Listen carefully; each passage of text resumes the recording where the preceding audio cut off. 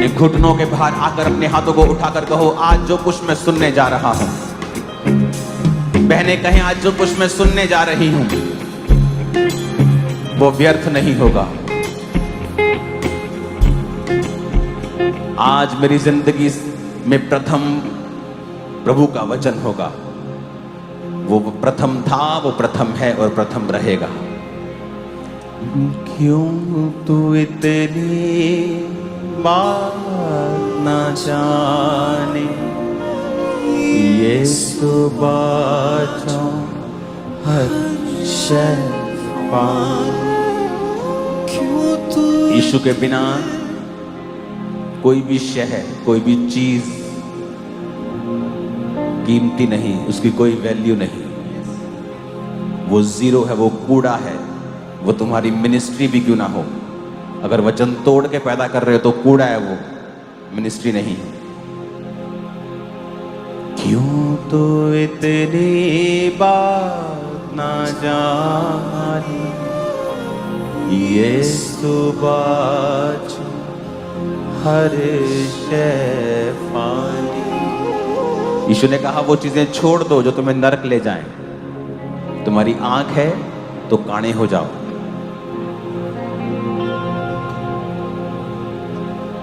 लेकिन वचन को मत छोड़ना। काणे होके मेरे राज्य में प्रवेश कर जाना, पर वचन को मत तोड़ना। लंगड़े हो जाना, लेकिन वचन मत तोड़ना।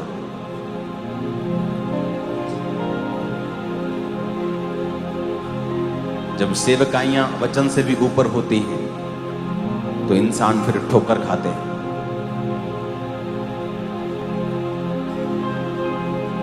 खुदा से बात करो, परमेश्वर मेरे लिए प्रथम तू है, तेरा वचन मेरे लिए प्रथम है। क्योंकि वचन कहता है जब तू एक उंगली किसी की ओर उठाएगा तो 3 उंगलियां तेरी ओर होंगी और तू जवाब ना दे पाएगा।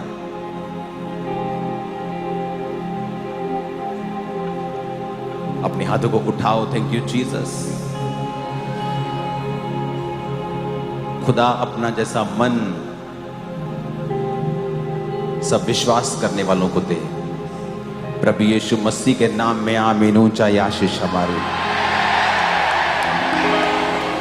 अपने हाथों को उठाओ, कहो मेरा सोर्स, मेरा सोता, हर आशीष को, हर चीज को लेने का माध्यम जीसस है। जिस तरह इस दुनिया में हर एक चीज को लेने का, मोस्टली चीजों को लेने का माध्यम पैसा है, उसी तरह परमेश्वर से लेने का माध्यम प्रभु यीशु है। प्रभु यीशु के बीच से होकर हम अपने खुदा से सब कुछ ले सकते हैं। फिर वो हमें पापी के रूप में नहीं देखता, फिर वो हमें अपने बेटे के रूप में देखता है, क्योंकि यीशु ने हमारे लिए अपना खून बहाया और जान दी है।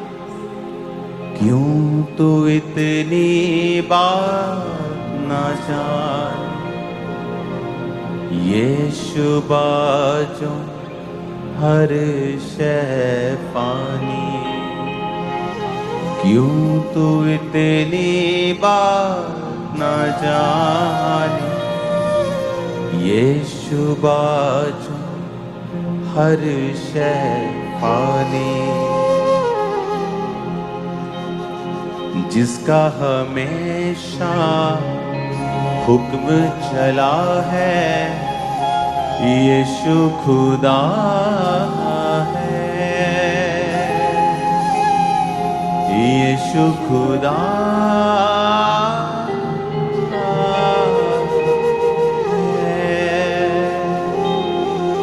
आज तेरा वचन इनके हृदयों में छप जाए खुदावंद। प्रभु यीशु मसीह के सामर्थी नाम में हम मांगते हैं। जितनी ताकत है हाथों में खुदा की तारीफ कर दो जोर से।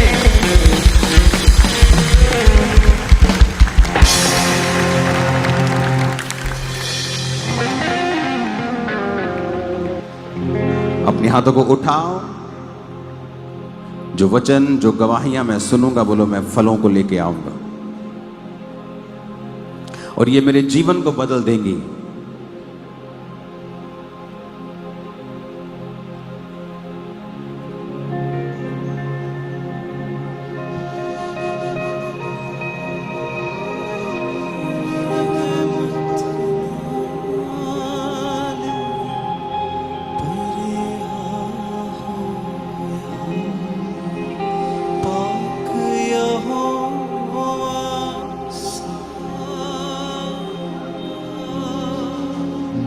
गुस्सा ते करने दे विच है तीमा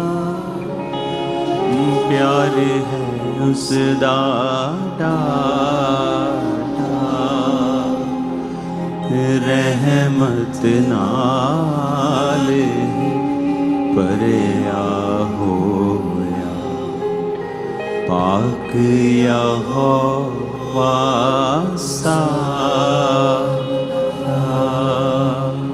अपने हाथों को उठाओ।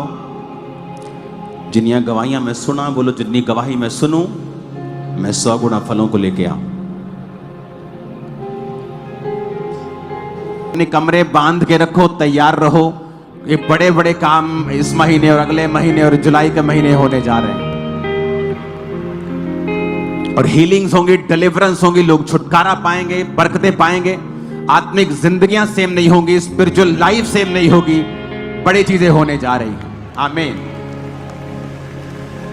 तो आपको यह देखना है कि टेस्टिमनी, वो चर्च में आते हैं, क्रिश्चियन फैमिली नहीं है, आते हैं टेस्टिमनीज को सुनते हैं, मालूम नहीं कि मैं क्यों रो रहा हूं, मैं रोन लग जाता सी, मैंने पता नहीं पर मैं क्यों रो रहा, क्योंकि पवित्र आत्मा आपको छू रहा है और वो आपको टच कर रहा है। मेरी लाइफ में भी हीलिंग इसी तरह हुई है। वो मेरे को छूता था, मैं मीटिंग्स में जब जाता था, छोटी छोटी सभाएं होती थी जब, तो इतना मसा मेरे को टच करता था, मैं बहुत गिरता था। मैं दुष्ट आत्मा की वजह से नहीं, लोग सोचते हैं कि जिनमें दुष्ट आत्मा होती वो गिरते हैं, ऐसा नहीं है। आप क्रिश्चियनिटी को एक ही लीक पर अगर लेके जाएंगे ना, तो आप मिस कर देंगे होली स्पिरिट को। बहुत सी चर्चेज होली स्पिरिट को मिस कर देती, अपने आप को लिमिटेड कर देती, पवित्र आत्मा को बक्से में बंद कर देती कि तू ऐसे ही काम करेगा यहां, जबकि पवित्र आत्मा बहुत रीति के साथ काम करता है। इसलिए तो नमान कोड़ी समझ नहीं पाया था, कहता ले मैं तो सुनिया सी हाथ रख के प्रार्थना कर दे, मैं आया थे ये बाहर तक नहीं निकलिया परमेश्वर का नबी, और परमेश्वर के नबी ने अंदर से कह दिया जा और यरदन नदी में 7 डुबकियां मार तो तेरा कोढ़ ठीक हो जाएगा। तो कहता कि मेरे देश की नदियां तेरे यरदन नदी से कहीं अधिक साफ और सुंदर और बड़ी अच्छे पानी वाली हैं, पीने वाले पानी, तेरी तो नदी तो कीचड़ वाली है। तो वापिस जा रहा है गुस्से से, और उसका नौकर कहता है कि क्या मुश्किल बात बोल दी उसने, यही तो कहा डुबकियां मार, कितनी मुश्किल है, तू इतना सोना चांदी लेके आया है, तो क्या क्या तूने नहीं किया, क्या क्या इंतजाम नहीं किए, क्या क्या उपाय नहीं किए, तो ये डुबकी मारनी है, सामने नदी बह रही, मार डुबकी। और लिखा जब 7वीं डुबकी मारी तो कोढ़ ठीक हो चुका था। तो कई बार हम अपने तरीके से पवित्र आत्मा को चलाने की कोशिश करते हैं कि मुझे ये नहीं करना, मुझे ये नहीं करना, मुझे तेल नहीं लगाना, मुझे ये नहीं करना। पवित्र आत्मा जानता है किस रीति से काम करना है, उसे सिखाओ मत, उससे सीखो। जब आप उससे सीखेंगे आप और बढ़ेंगे, नहीं तो आप अपने आप को लिमिटेड कर लेंगे। अगर आपकी कैपेसिटी 10 लीटर की है तो परमेश्वर आपको 15 लीटर नहीं देगा, वो आपको भी नाश नहीं करेगा और अपनी बरकत को भी नाश नहीं करेगा। इसलिए प्रभु ने कहा था कि अगर दाख का रस नई मश्क में भरा जाएगा तो दाख का रस भी बचा रहेगा और मश्क भी बची रहेगी। अगर दाख का नया रस पुरानी मश्क में डालोगे, तो जब नया रस पुरानी मश्क में डाला जाता था तो पुरानी मश्क जो होती थी चमड़े की होती थी, तो वो कड़क हो जाती, पुरानी कड़क हो जाती थी।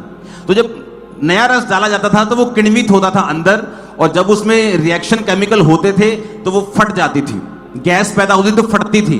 जो नया मश्क होती थी चमड़े की, वो स्ट्रेचेबल थोड़ी होती थी। तो जब उसमें दाख रस डाला जाता था, जब दाख में अंदर गैसेस बनती थी तो वो स्ट्रेच होता थी और दाख का मश्क फटता नहीं थी, और जो दाख का रस था वो खराब नहीं होता था।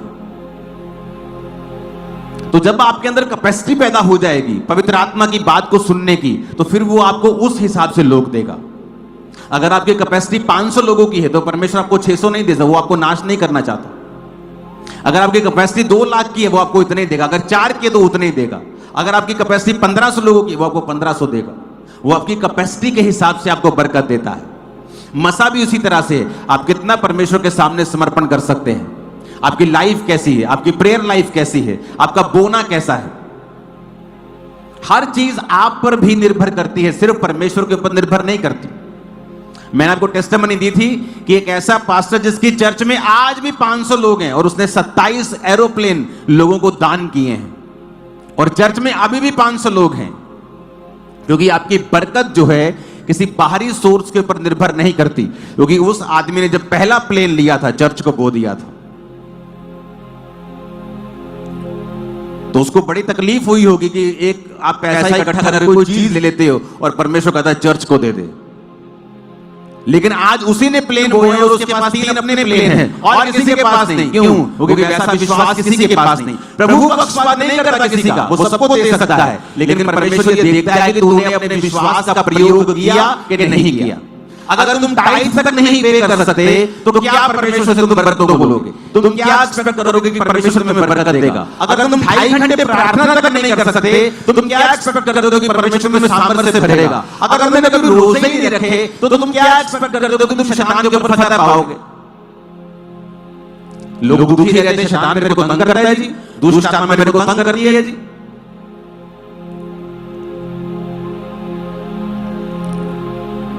आज ये बेबी के साथ खड़े हैं, तारीफ कर दो जितनी हाथ में ताकत है खुदा पर। दिखा दो बेबी एक बार इनको, बाय बाय कर दो। हालेलुया, तारीफ करो जितनी ताकत है। जिंदा खुदा है तू मेरा, जिंदा खुदा है तू मेरा, जिंदा खुदा है तू मेरा। आमीन आमीन, तारीफ करो जोर से। अब बहुत से लोग कंप्लेंट करते हैं कि मेरे जीवन पे मेरा काबू नहीं है, मैं जिस तरह से चर्च चलाना चाहता हूं उस तरह से नहीं चलती, मैं जिस तरह से काम करना चाहता हूं उस तरह से नहीं होता, मैं जिस तरह से अपने जीवन में चलना चाहती हूं उस तरह से नहीं हो पाता, मेरा हस्बैंड मेरी बात को नहीं सुनता, मेरे बच्चे मेरे अधीन नहीं है। तो रोजे रखो। आप बोलोगे रोजे रखने से हो जाएगा? हां हो जाएगा, मैं आपको बताता हूं। रोजे रखने से, फास्टिंग करने से, उपवास करने से आपकी जो स्पिरिट है उसका जो कनेक्शन है परमेश्वर की आत्मा के साथ वो बारीकी से सेट हो जाता है। आपको ज्यादा पवित्र आत्मा की बातें क्लियरली सुनाई देने शुरू हो जाती हैं, और यह आपके लेवल के हिसाब से होगा। अगर आप नर्सरी में हैं तो आपका टीचर आपको नर्सरी के हिसाब से गाइड करेगा, अगर आप पीएचडी कर रहे हैं तो वो उस हिसाब से आपको पढ़ाएगा। तो कनेक्शन होना टीचर के साथ जरूरी है, और रोजा उपवास करना आपके कनेक्शन को परमेश्वर के साथ बना देता है। दूसरा, आपके जीवन का सबसे बड़ा विरोधी आपका अपना शरीर है, शैतान नहीं। सबसे बड़ी प्रॉब्लम आपका अपना शरीर है, अभिलाषाएं,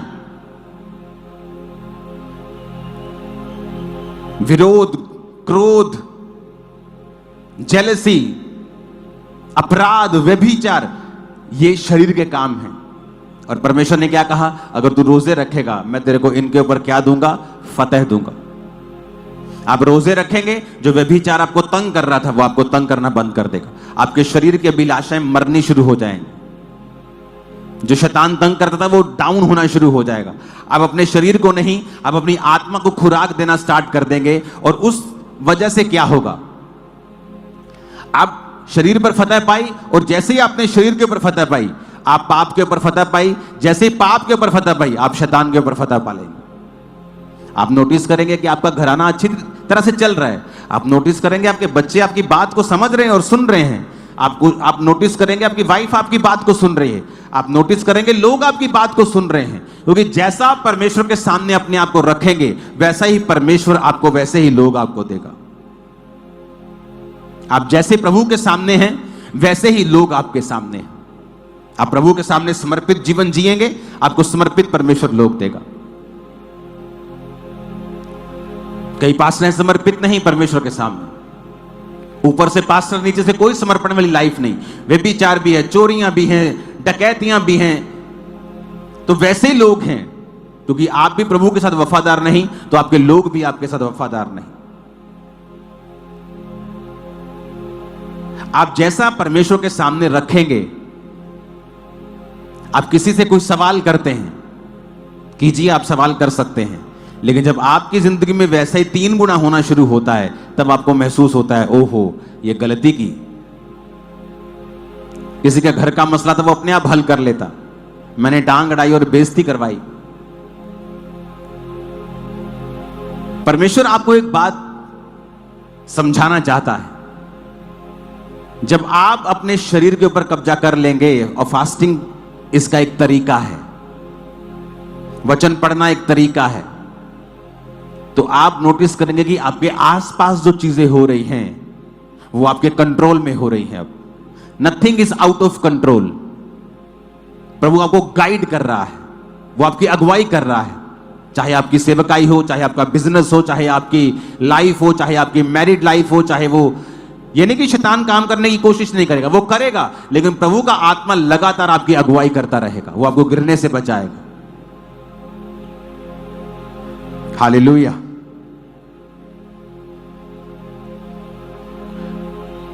लूका 19 उसकी 1 से 10 आयत को हम पढ़ेंगे। वह यरीहो में प्रवेश करके जा रहा था और वहां जक्कई नामक एक मनुष्य था जो चुंगी लेने वालों का सरदार था और धनी था। जब यीशु को वो देखना चाहता था कि वह कौन सा है, परंतु भीड़ के कारण देख ना सकता था क्योंकि वो नाटा था। तब उसने उसको देखने के लिए आगे दौड़कर एक गूलर के पेड़ पर चढ़ गया क्योंकि यीशु उसी मार्ग से जाने वाले थे। यीशु उस जगह पहुंचे तो ऊपर दृष्टि करके उससे कहा, हे जक्कई झट उतरा, आज मुझे तेरे घर में रहना अवश्य है। वह तुरंत उतरकर आनंद से उसे अपने घर ले गया। ये देखकर कि सब लोग कुड़कुड़ा कर कहने लगे, ये तो एक पापी मनुष्य के यहां जा उतरा है।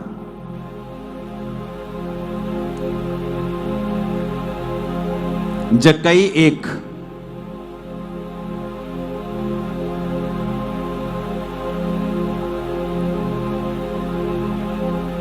चुंगी लेने वालों का सरदार आदमी था। एक ऐसी पोस्ट जिससे यहूदी लोग नफरत करते थे। यह एक ऐसी पोस्ट थी कि अगर एक व्यक्ति को 5% 10% इनकम टैक्स देना है तो यह ऐसी पोस्ट थी जहां पर वो नाजायज तरीके से भी लोगों पर डबल टैक्स इंपोर्ट कर देते थे कि नहीं तू 5 नहीं तू 10% देगा, तूने ये वाला रूल तोड़ा है। इसीलिए जब उसने तौबा की थी उसने कहा था, परमेश्वर अगर मैंने जानबूझ के किसी का गलती से ले लिया है तो मैं उसको वापस कर देता हूं।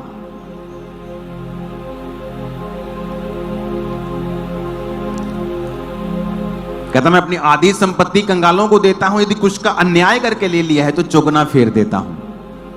यानी वो अन्याय करके टैक्स लेता था। किसी बंदे से जेलसी है और ये तो 10% देगा, क्या हुआ तूने ये रूल तोड़ा है, कौन सा रूल, देख देख तूने ये कागजों में रूल तोड़ा है, तो वो तो आराम से साबित हो जाते हैं कि तूने कागजों में तू डबल टैक्स देगा। वो अब्यूज करता था अपनी पोजीशन को और यहूदी लोग उससे नफरत करते थे कि ये आदमी गलत है क्योंकि उसने अन्याय करके टैक्स लिया था। ऐसा नहीं था कि अगर अच्छी पोजीशन पे है तो अन्याय नहीं करता था, अन्याय करके वो टैक्स लेता था, बाकी सरकार को दिया, आधा खुद रखा। एक ऐसा आदमी जिससे लोग नफरत करते थे। लेकिन जीसस को जब उसने देखना चाहा तो जीसस ने नाम लेके कहा, हे जक्कई नीचे आजा, आज मुझे तेरे घर में जाना बहुत जरूरी है। जीसस ने रेपुटेशन की परवाह नहीं की, लोगों की परवाह नहीं की कि ये लोग मुझे क्या कहेंगे, कि प्रभु तू एक ऐसे आदमी को अपने के घर में जा रहा है जिसने हमसे एक्स्ट्रा टैक्स लिया है, जो हमारी कौम का दुश्मन है, जिसने हमारी कौम का नुकसान किया। अगर आप जीसस की लाइफ को देखेंगे, जीसस कभी प्रेशर में नहीं आए।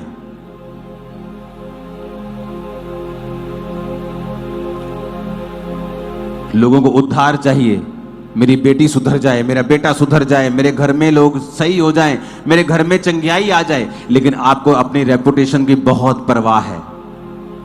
ओ इस समय इंटरनेट पे क्या चल रहा है, ओ इस समय अखबारों में आ रहा है चर्चिस के बारे में, अभी चर्च रहने देते हैं जाने के लिए। आपको अपनी रेपुटेशन की परवाह है, इसलिए आपके घरों में उद्धार नहीं आता, आपके जीवनों में उद्धार नहीं आता। आपने अपने उद्धार को अपनी रेपुटेशन के चक्कर में रोक लिया। जीसस ने रेपुटेशन की परवाह नहीं की। जब उसने देखा कि जक्कई नाटा था और उस पेड़ पे चढ़ गया, और उधर जक्कई ने भी परवाह नहीं की। एक चुंगी लेने वालों का सरदार, एक इनकम टैक्स का ऑफिसर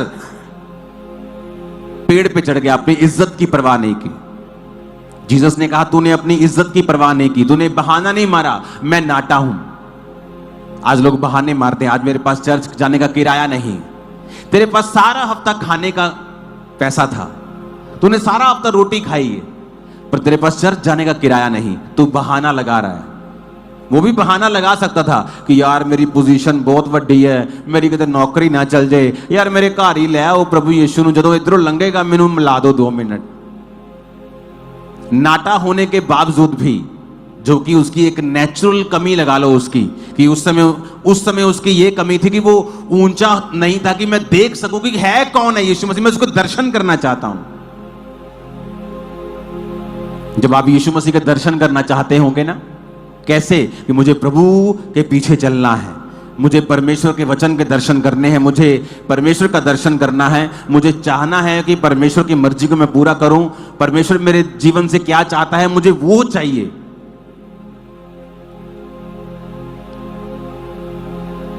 जब परमेश्वर कहता है आज जक्कई, कहता मैं अपनी भेड़ों को नाम लेके बुलाता हूं।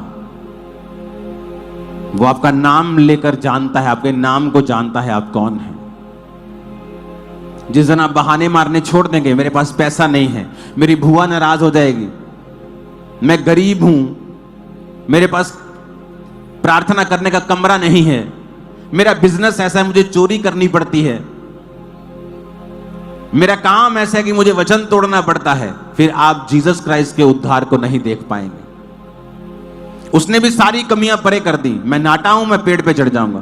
पेड़ पे चढ़ूंगा तो कोई मजाक तो नहीं उड़ाएगा कि भाई साहब इतना बड़ा ऑफिसर पेड़ पे चढ़ा हुआ है बच्चों की तरह।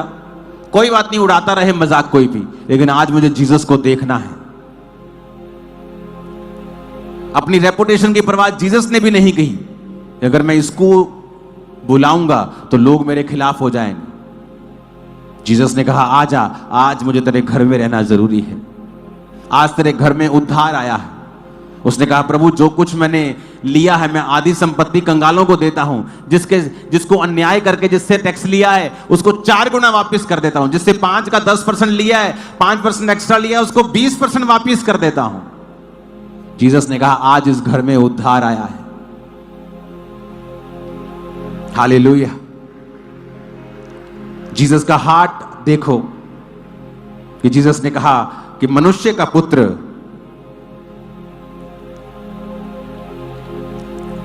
खोए हुओं को ढूंढने और उनका उद्धार करने के लिए आया है। अगर आपको प्रभु से उद्धार चाहिए तो किसी चीज की परवाह ना करें। जीसस ने परवाह नहीं की। लोग बोलने लगते थे कि ये पापी के यहां जा उतरा। जीसस ने कहा मैं खोए हुओं का उद्धार करने के लिए आया। वो पापी नहीं जो जानबूझ के पाप करते रहते हैं, वो जो सचमुच फंसा हुआ है, इतनी हाई पोजीशन पे होने के बावजूद भी, इतना पैसा होने के बावजूद भी, इतना धनी होने के बावजूद भी कुछ तो मिसिंग था जक्कई की लाइफ में। इसको डिस्ट्रैक्ट मत करो मेरे को, ओके? ऐसे रहने देना एक फ्रेम में ही। आज लोगों की लाइफ में वैक्यूम है, पैसा है लेकिन फिर भी दिल खाली है, फिर भी बेचैनी है। शराब पी के दूर करने का यत्न करते हैं, नहीं होती।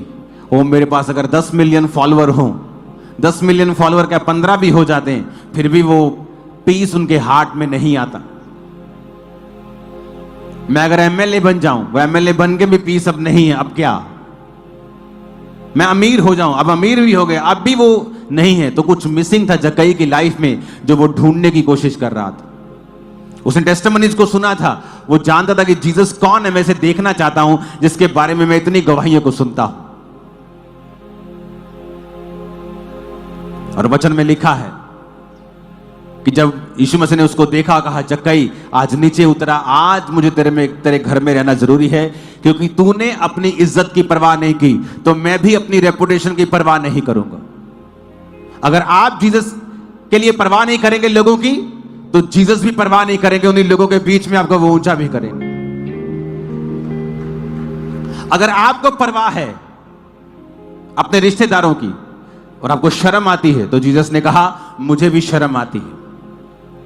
अपने स्वर्गदूतों के पिता के स्वर्गदूतों के सामने मानने से कि ये मेरा बेटा है, मैं भी लजाऊंगा। यीशु ने कहा मुझे भी शर्म आएगी, मैं भी लजाऊंगा, मुझे भी झिझक आएगी कि ये मेरा बेटा है।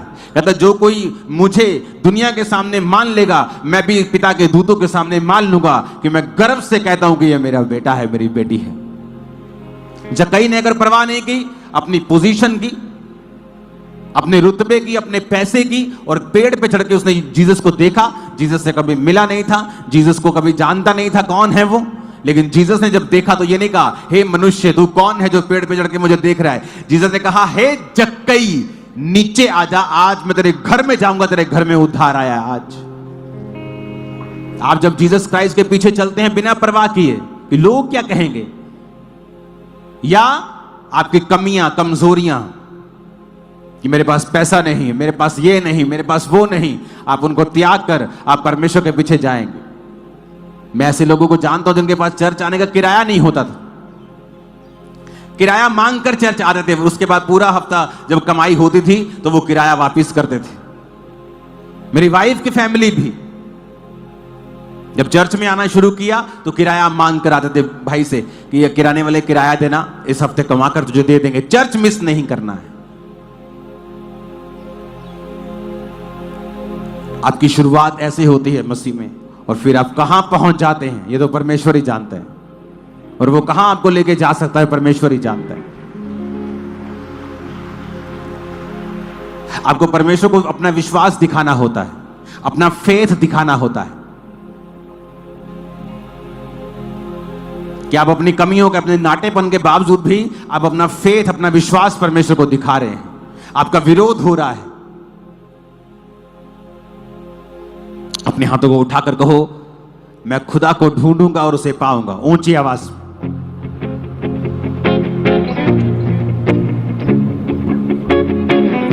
आमीन।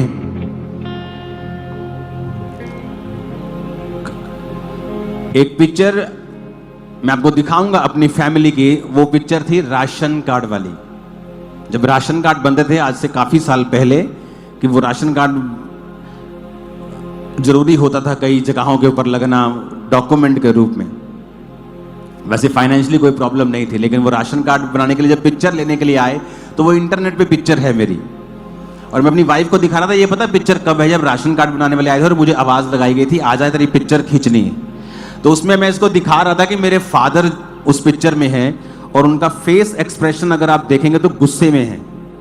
मैंने इसको बताया कि ये सेम फेस एक्सप्रेशन ही टोटल टाइम मेरे साथ रहता था कि जब मैं मसीह में आया, ऐसे ही था 24 घंटे।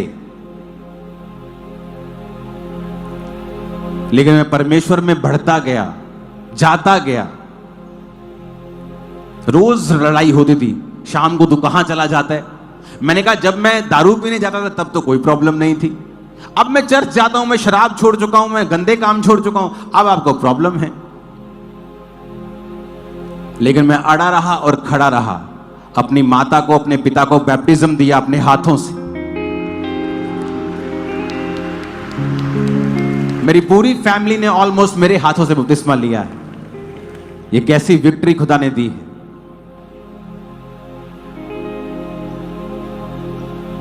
क्योंकि आप अगर परवाह नहीं करेंगे, हर रोज कलेश सहना आसान नहीं है, बिना किसी कमी के, कि आप सुबह 5 बजे तक काम कर रहे हैं, शाम के 5 बजे तक काम कर रहे हैं, आपकी फैमिली और चाहती है आप काम करें क्योंकि काम ज्यादा है, बिजनेस बहुत बड़ा था, लेकिन मुझे शाम को चर्च में जाना है 5 बजे के बाद। तो इस वजह से हमेशा एक इनडायरेक्ट फाइट, हमेशा कलेश रहता था। लेकिन आज वही फैमिली सेवा में है, खुदा के काम कर रही, क्योंकि मैंने खुदा की परवाह की, वचन की परवाह की।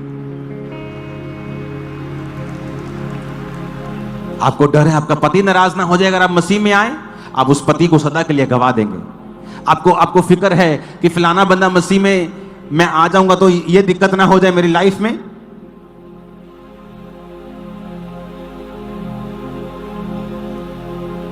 आपको लोगों की परवाह नहीं करनी। अगर यीशु मसीह ने परवाह नहीं की, आपके लिए क्रूस उठा लिया, शर्मिंदगी वो आपकी थी, मेरी थी, जीसस क्राइस्ट ने उठाई, उसकी थोड़ी थी। वो एक भी दोष साबित नहीं कर पाए। तो कहता अगर मैं तेरे लिए तेरी शर्मिंदगी को उठा सकता हूं तो क्या तू लोगों से दो बातें नहीं सुन सकता?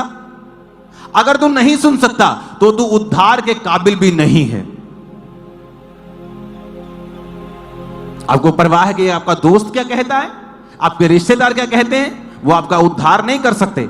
जब बड़ी बीमारियां होंगी वो आपको चंगे नहीं कर सकते, वो आपको ऊंचा नहीं कर सकते, आपके बारे में बातें ही करेंगे।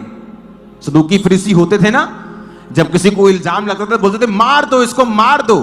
सदूकी और फरीसियों की आदत होती, बोलते अब इसको मार दो, इसका इस्तीफा ले लो, इसको खत्म कर दो। और जब मार देते थे कहते हाँ ठंड पैगी मारता मारता ठंड पैगी हुन कलेजे हुन मारता ना हुन ठंड पैगी कलेजे। ये सदूकियों फरीसियों की निशानी होती थी कि वो मारते थे और ठंड पड़ जाती थी। मारते क्यों थे? Personal jealousy. वचन की परवाह नहीं होती थी। अगर वचन की परवाह होती तो फिर वो व्यभिचारी क्यों होते? अगर वचन की परवाह होती तो फिर वो ऐसे पापी क्यों होते? वचन की परवाह नहीं थी, वचन को मिस यूज करना था उन्होंने, वचन को हथियार बनाकर लोगों को नाश करना था। हाँ अब मर गई ना ये, पत्थर वहां कर करके अब ठीक है। स्तिफनुस को मार दिया, गवाहों ने अपने कपड़े शाऊल के पास रख दिए जो पौलुस बन गया। हाँ अब ठंड पड़ गई, ठंड पड़ गई। किसी को खत्म कर दिया ना, अब ठंड पड़ गई, हाँ अब शांति हो गई दिल में। ये एक दुष्ट आत्मा ग्रसित व्यक्तियों की निशानी है। ये सदूकियों और फरीसियों की निशानी है। ये परमेश्वर के लोगों की निशानी कतई नहीं है, बिल्कुल नहीं है, 100% नहीं है। उनमें खुदा का आत्मा होता तो ऐसा ना करते।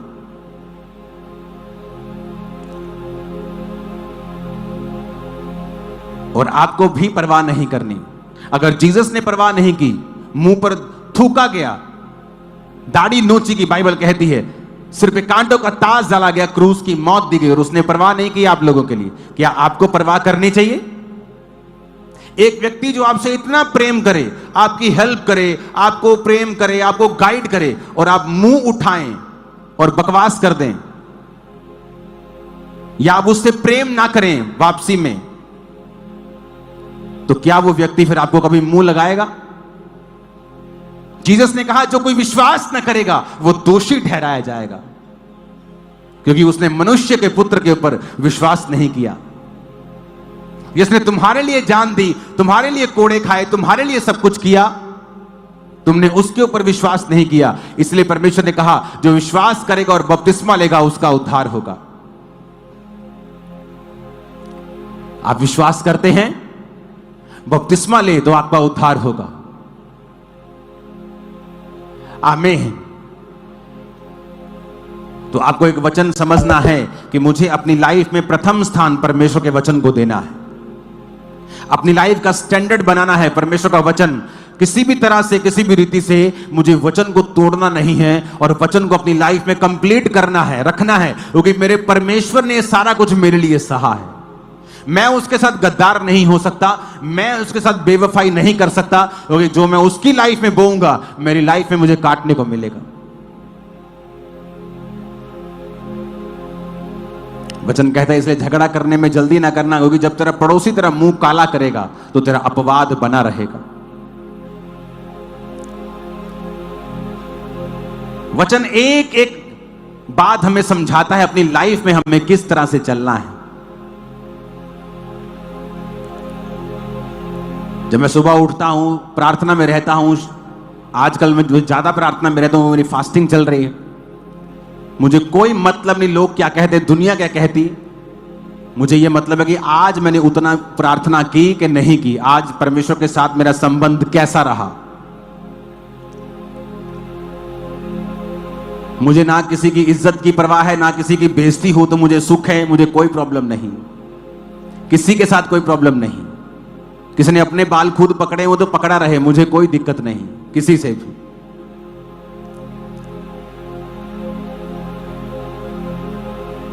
हमें यह समझना है हम बुलाए गए हैं, हमारी कॉलिंग है खुदा को खुश करने की, एक दूसरे को दांत से काटने और फाड़ने के नहीं। लेकिन जब आप उल्टे सीधे सवाल करते हैं, फिर दुनिया आपसे सवाल करती है। आप खुद ही अपनी बातों में फंस जाते हैं, कोई आपको फंसाता नहीं, आप खुद ही फंस जाते हैं। बाइबल में लिखा, तो अपने ही बातों के कारण दोषी और अपनी ही बातों के कारण निर्दोष ठहराया जाएगा। हजारों लोग चर्च में आते हैं, सुबह हजारों टेस्टिमनीज हमारी चर्च में होती हैं, कुछ उनमें से चुनी जाती हैं। कई टेस्टिमनीज में लिखा होता है, हम फलानी चर्च के मेंबर थे, हम फलानी चर्च के मेंबर थे। मेरी टीम को सख्त हिदायत है, कभी नहीं बताना, क्योंकि सब चर्चेस परमेश्वर की हैं। हम फलानी चर्च के मेंबर थे, वहां ठीक नहीं हुए। हो सकता है खुदा ने आपको यहां हील किया हो, उसकी बुलाहट हो, वो आपसे कुछ आगे काम करवाना चाहता हो। तो इसका मतलब यह नहीं है कि मैं छोटी चर्च को शर्मिंदा करूं। मुझसे ऐसा नहीं हो सकता। अगर वचन की आप में कमी है, आप ऐसा कर सकते हैं, मैं नहीं कर सकता।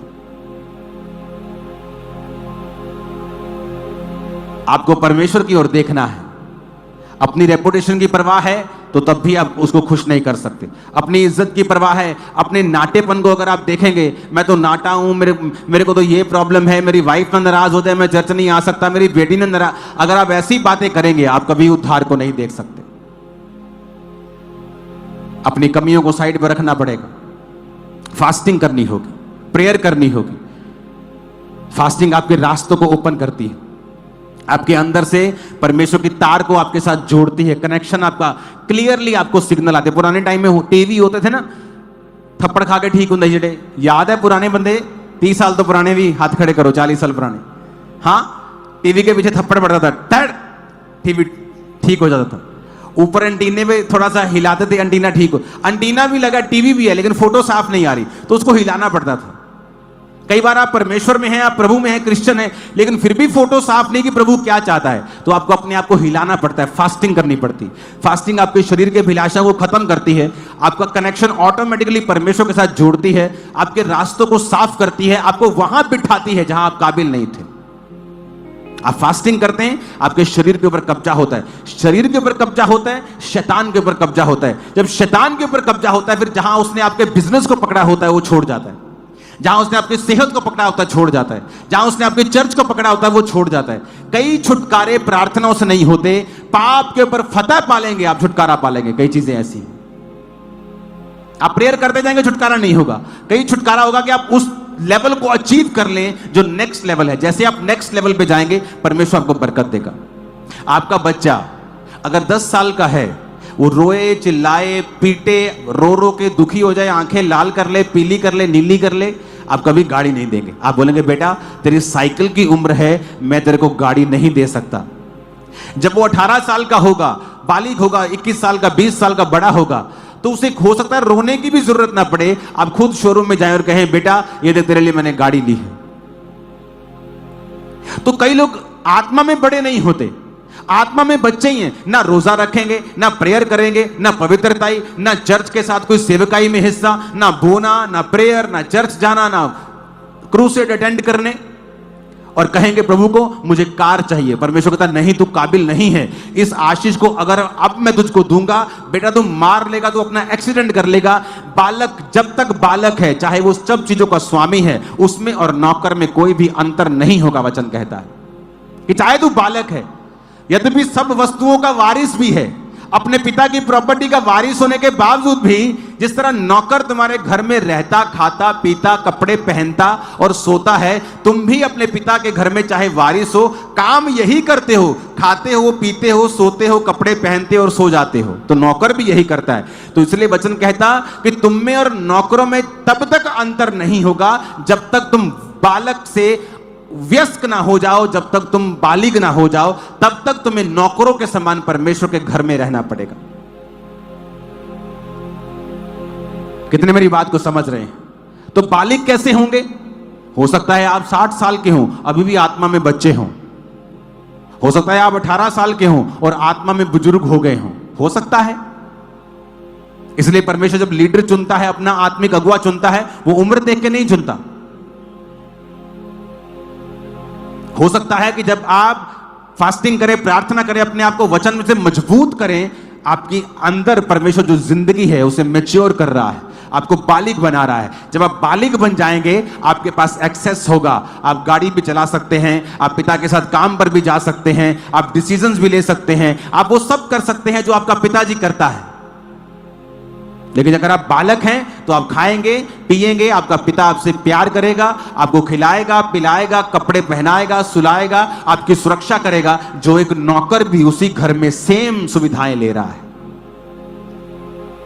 तो अगर आत्मा में हम बालक हैं, मैच्योर नहीं हैं, तो हम फिर उसी तरह वारिस होने के बावजूद भी परमेश्वर के घर में, उसके किंगडम में हम नौकरों की तरह जीवन बिताएंगे। सिर्फ खाएं पिएंगे, बुनियादी सहूलतों को लेंगे परमेश्वर से, दैट्स इट। लेकिन एक नेक्स्ट लेवल तक परमेश्वर हमें लेके नहीं जाएगा। कितने मेरी बात को समझ रहे हैं? आपको इन्हें फॉलो करना है, परवाह नहीं करनी, वचन के साथ जुड़े रहना है, फास्टिंग करना अपनी लाइफ का नियम बनाओ, प्रार्थना वचन पढ़ना अपनी लाइफ का एक कट्टर नियम बनाओ, टाइट कट्टर नियम होना चाहिए, प्रेयर फास्टिंग कट्टर नियम होना चाहिए। आपके बच्चों का, वाइफ का, लोग बोलते शुगर है जी, मैं तो फास्ट कर नहीं सकता, मुझे दवाई खानी होती सुबह। तो दवाई जो आप सुबह खा रहे हो, क्या शाम को 5 बजे फास्टिंग खोलने के दौरान नहीं खा सकते? लेकिन हमें बहाना चाहिए, मैं नाटा हूं, मैं गिट्ठा हूं जी, मैं तो देख नहीं सकता परमेश्वर को।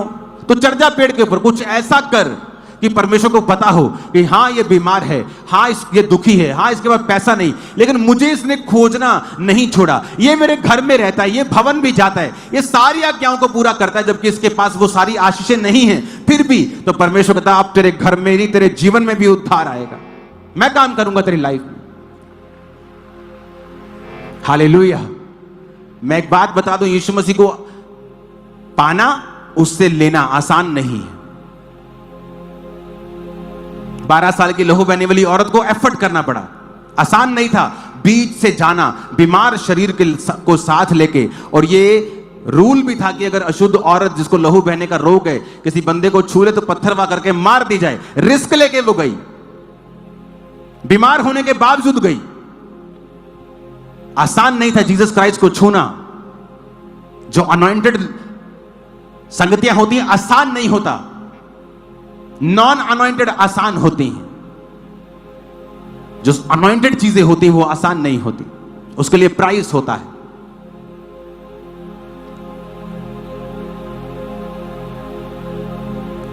हालेलुया। जब मैंने अपने स्पिरिचुअल फादर के पास जाना तो मैं बड़ा एक्साइटेड रहता था। मैंने रोज मैसेज करी जाने मेरे पास पर्सनल में, मुझे मिल लो, मुझे मिल लो। उन्होंने इधर से जाना, मैंने इधर खड़े हो जाना, ऐसे हाथ करके मुझे देख लेंगे, मुझे बुला लेंगे। इधर जाना, इधर खड़े हो जाना, इधर, ऐसे रहता था मैं। आज लोग सोचते हैं कि ये चर्च को परमेश्वर ने ऊंचा कैसे किया। जब मैं अपने स्पिरिचुअल फादर को मिलता था तो उनके पैरों को चूमा करता था हमेशा। मैं नहीं कहता आप मेरे साथ करो या किसी के साथ करो, लेकिन मैं अपनी टेस्टिमनी दे रहा हूं। वो इंसान की पूजा नहीं थी, एक ऑनर था कि आप मेरे पिता हैं, या मेरा ऑनर है आप लोगों के लिए। मेरे साथ तो कुछ चुगली नहीं करता था मेरे पिता की, उन्हें मालूम था ये व्यक्ति कैसा है। मैंने इज्जत दी है, इज्जत काटी है आज, और इतनी काटी है जितनी शायद किसी ने ना काटी हो। मैंने बोया है, मैं कभी खाली हाथ नहीं गया उनके सामने, बड़े बीजों के साथ हमेशा गया। यानी उनको पैसा चाहिए, वो लाखों करोड़ों के मिनिस्ट्री को करते होंगे, खर्चे होंगे उनके, लेकिन मुझे मालूम था कि मैं स्पिरिचुअल डफर नहीं हूं, कि मैं एक टिकट पे खर्चा करके जा रहा हूं। 1.5 लाख की मेरी टिकट है और मेरा बीज हो 10,000 रुपए का, शर्म आनी चाहिए। मुझे मालूम था कि मैं क्या लेके जा रहा हूं। वो इंप्रेस नहीं थे, वो देखते भी नहीं थे। मैंने ये ना, उन्होंने ऐसे ही पकड़ना हो, हाउ आर यू, इधर देखना भी नहीं कि कितने हैं। पर वो मेरा मन था कि जब मैं प्रभु के दास के सामने जाऊंगा तो खाली हाथ नहीं जाऊंगा। इज्जत देना, बोना, प्रार्थना करना, ये मेरी लाइफ का हिस्सा था, और इसलिए मैंने बरकत पाई है परमेश्वर से। मेरे घर में एक भी पास ऐसा नहीं था जो आया हो और मैंने उसके पांव दूध से नहीं धोए हो और फ्लावर्स के साथ साफ ना किया। एक भी पास से मेरे ऐसा नहीं था जो मेरे घर में आया हो और मैंने दूध से उसके पांव साफ ना किए हों और फ्लावर्स के साथ उन्हें साफ ना किया हो। ये मेरी डेली की रूटीन होती थी। लोगों को मेरी पास्ट लाइफ नहीं मालूम, वो मेरी आज की ग्लोरी देखते हैं कि वाह जी क्या जबरदस्त है जी, ऐश है जी। तो तुम भी कर लो, तुम्हें किसने रोका है? तुम मेहनत कर लेते, तुम गलतियां ना करते, पवित्रता में जी लेते, प्रार्थना कर लेते, तब तो तुम और किसी कामों में व्यस्त थे।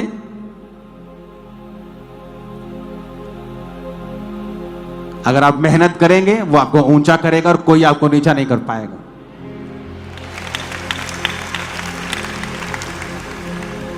तो मुझे मालूम था कि मैं अगर इतने एफर्ट से जा रहा हूं तो मेरा बीज भी परमेश्वर को प्रसन्न करने वाला।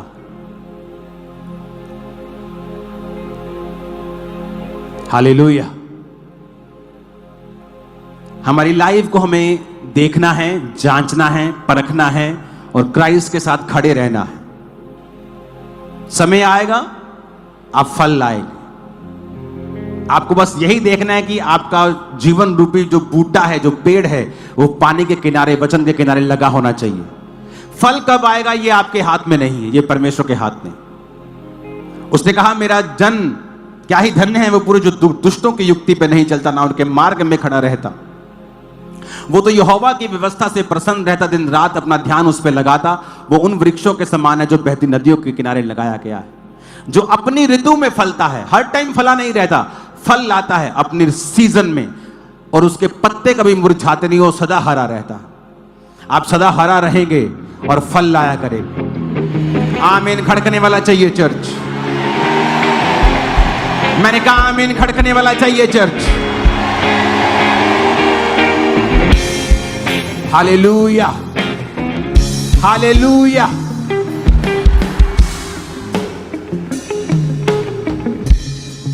हमारी लाइफ में ऐसा होना चाहिए कि हमने किसी चीज की परवाह किए बिना हमें जीसस के वचन को पूरा करना है।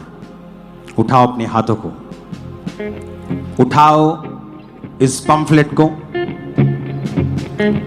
बटाला के पंफलेट को, और कहो हे यहोवा, लाखों लोग तेरे करोड़ों दूत जाएं और उनको लेके आए। उठाओ पंफलेट्स को, उठाओ पंफलेट्स को अपने हाथों में, मसे को रिलीज करो।